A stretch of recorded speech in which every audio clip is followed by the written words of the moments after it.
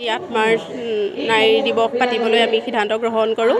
আমি প্ৰগতি স্বনিৰ্ভৰশীল মহিলা সমাজৰ লগতে আমাৰ স্থানীয় সকলো মহিলা গোট খাই আজি অনুষ্ঠানটি আমি পালন কৰিছোঁ আৰু আমাক সহযোগিতা কৰিছে। বিশেষকৈ আমাক নাৰীৰ বিষয়ৰ নাৰীৰ প্ৰগতিৰ সম্পৰ্কে দুআষাৰ ক'বৰ কাৰণে আমি ডক্টৰ মন্দিৰা বৰুৱা সাতসৰী সাংস্কৃতিক গোষ্ঠীৰ সভানেত্ৰী বাইদেউ তেখেতক আমি আমন্ত্ৰণ কৰি জনাই আনিছোঁ আৰু তেখেতৰ লগত সাতসৰীৰ সদস্য উপসভানেত্ৰী প্ৰমুখ্যে 7গৰাকী ব্যক্তি অতিথি আহিছে। তেখেতসকলে আজি বৰ্তমান যিটো খোজ আগবঢ়াইছে, আজিকালি তেওঁলোক সকলোতে পৰিচিত, সমাজৰ হৈ নাৰীৰ হৈ বহুত কাম কৰিছে আৰু আমি আশা কৰোঁ তেখেতসকলে তেনেকৈ আমাকো দুটা নতুন কথা শিকাই আমাক নাৰী সমাজক আগবঢ়াই আনিব। আমি তেনেকুৱা এটা উদ্দেশ্য আগত ৰাখিয়ে আজি নাৰী দিৱসৰ দিনা আমি নাৰীৰ হৈ কাম কৰা সাতসৰী সাংস্কৃতিক গোষ্ঠীক আমি আমন্ত্ৰণ কৰি আনিছোঁ আৰু সেই উদ্দেশ্য আগত ৰাখিয়ে আমি আজি নাৰী দিৱসটো পালন কৰিছোঁ। তেখেতৰ জীৱন পৰিক্ৰমাৰ বিষয়ে থুলমূলকৈ ক'বলৈ হ'লে তেখেত এগৰাকী যেতিয়া তেওঁ বিয়া হৈছিলে, আমি জনামতে তেখেত খুব সৰুতে বিয়া হৈছিলে। হায়াৰ ছেকেণ্ডেৰী পাছ কৰাৰ পিছতে বিয়া হৈছিলে আৰু তাৰ মাজতে তেখেতৰ জীৱনলৈ বহুত সংঘাত আহিছিলে।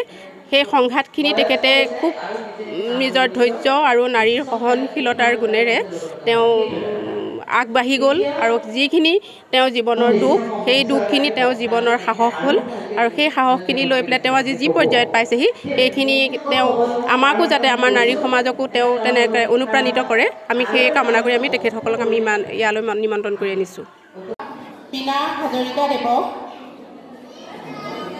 ফুলাম গামোচাৰে আদৰণি জনাবৰ বাবে আমাৰ উদ্যোক্তা মণ্ডলীক অনুৰোধ জনাল। ৰত্নৰেখা বৰাক অনুৰোধ জনাল।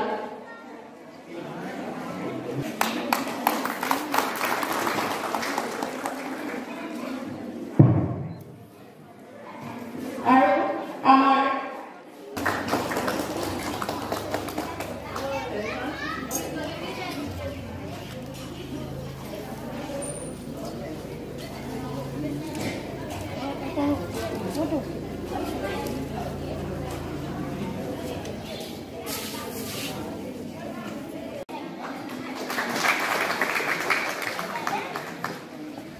আমাৰ মাজত উপস্থিত আছে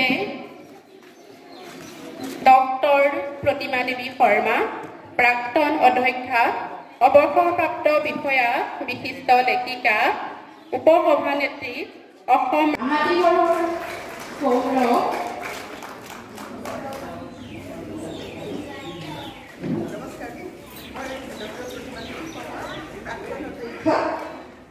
অসম ৰাজ্যিক মাষ্টৰ পৰিষদৰ ধন্যবাদ।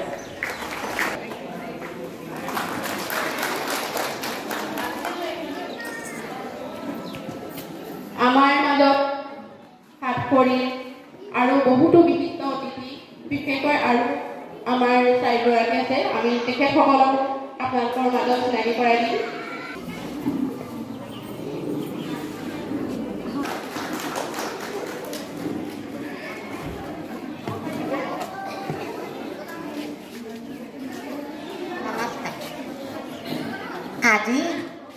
আজি শুক্ৰবাৰ, মাৰ্চ মাহৰ 8 তাৰিখ। আজি নাৰী দিৱস সমগ্ৰ অঞ্চলতে নাৰী দিৱস হিচাপে উদযাপন সুন্দৰভাৱে কৰা হৈছে। আমাৰ ইয়াত আমাৰ হাতীগড় মৌজাৰ মহিলাসকল একতাপূৰ্ণ হৈ বাকী নিমন্ত্ৰণী অতিথি মাতৃসকল একতাপূৰ্ণ হৈ আমাৰ প্ৰয়াত গণশিল্পী মধায়তা দেৱৰ কলাক্ষেত্ৰত আজি নাৰী দিৱস উদ্দেশ্যে এখন সভা আৰম্ভ কৰিছে। সেই সভাখনলৈ মোক নাওখলীয়া গাঁৱৰ সবাতোতকৈ ডাঙৰ জ্যেষ্ঠ মহিলা, বয়সস্থ বৃদ্ধা মাতৃ বুলি নিমন্ত্ৰণ কৰি আনি মোক ইয়াত যিখন সন্মান আগবঢ়াইছে, সেয়া কেতিয়াও পাহৰিব নোৱাৰোঁ আৰু মই ভবা নাছিলোঁ যে মই এইখন সন্মানৰ যোগ্য হয়নে নহয়। প্ৰমুখে মোৰ মৰমৰ সাতসৰী আমাৰ লগত আহিছে তেখেতসকল আৰু বিশেষকৈ আজি এই অনুষ্ঠানত উপস্থিত থকা এই অঞ্চলৰ বাইদেউ ভনী সকলোকে মই আজিৰ দিনটোৰ আন্তৰিক অভিনন্দন জনাইছোঁ আৰু শুভেচ্ছা জনাইছোঁ।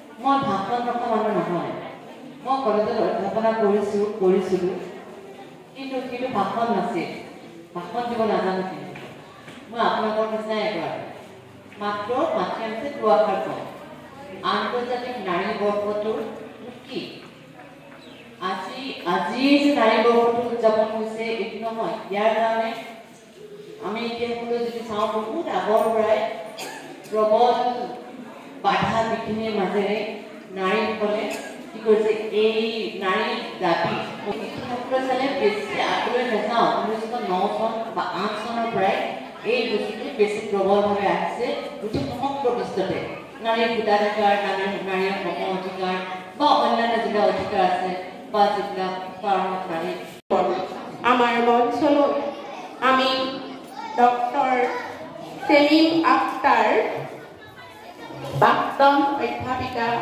বিশিষ্ট কবি ও লেখিকা সাতখৰীৰ উপসভানেত্ৰী বাইদেউ মঞ্চলৈ আহিবলৈ অনুৰোধ জনালোঁ তেখেতক সহযোগিতা কৰিব আগবঢ়াই অনাত সহযোগ ঘৰ অফিচ গুদান আদি সলনি কৰাৰ কথা ভাবিছে নেকি পিছে সলনি কৰিব হয় সকলো বস্তু এঠাইৰ পৰা আন ঠাইলৈ সহজে নিয়াটো জানো সম্ভৱ চিন্তা তাতেই নহয় জানো কেৱল ঘৰ অফিচে নহয় ডাঙৰ ডাঙৰ মেচিন বাইক ডাঙৰ ডাঙৰ গাড়ীকে ধৰি সকলো বস্তু পিছে এতিয়া আৰু চিন্তাৰ কোনো কাৰণ নাই আপোনাৰ এটা মাথো ফোন কলতে সমাধান হৈ পৰিব এনেসমূহ সমস্যা আপোনাৰ কাষত আংকুশ কাৰ্গো পেকাৰ্ছ এণ্ড মুভাৰ্ছ সমগ্ৰ ভাৰততে প্ৰভাইড কৰে ডোৰ টু ডোৰ ছাৰ্ভিচ গতিকে দেৰি কিহৰ এতিয়া যোগাযোগ কৰক 9957630102 অথবা 9546214823 নম্বৰত লগতে ঠিকনা ফটাহিল আমবাৰী নিয়াৰ অনাথ আশ্ৰম